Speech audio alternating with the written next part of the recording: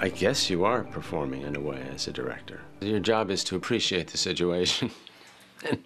And that's what you do as a director. You appreciate the situation. You just have to appreciate it very quickly and very viscerally, and in time to tell somebody between takes what you think and what you feel. The great thing about working with athletes on Personal Best is that it was the realization that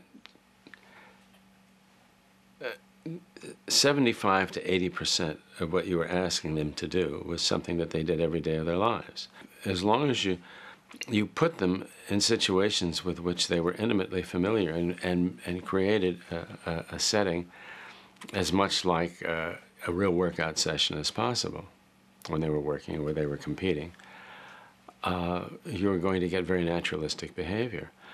And I realized that in terms of the athletes, you simply couldn't get actresses to do the things physically that athletes could do. So with the sole exception of Marielle, every other actor was an athlete.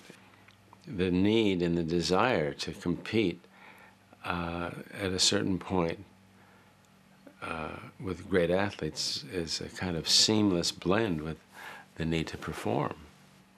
The fascistic mantle that you have to assume as a director is something with which I was uncomfortable.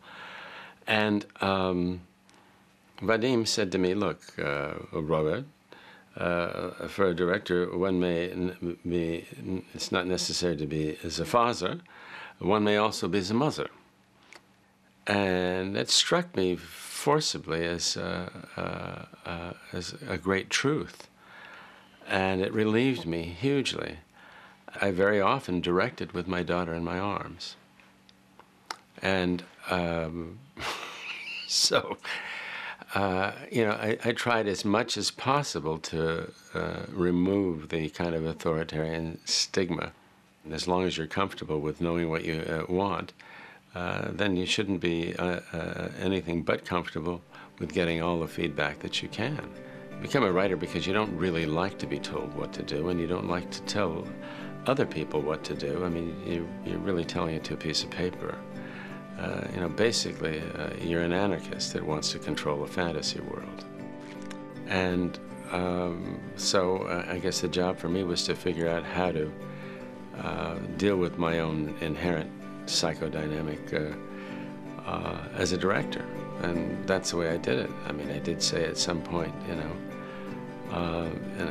it takes a certain kind of sadistic temperament to do this job, and I don't see why I can't learn to do it. Other sadists do.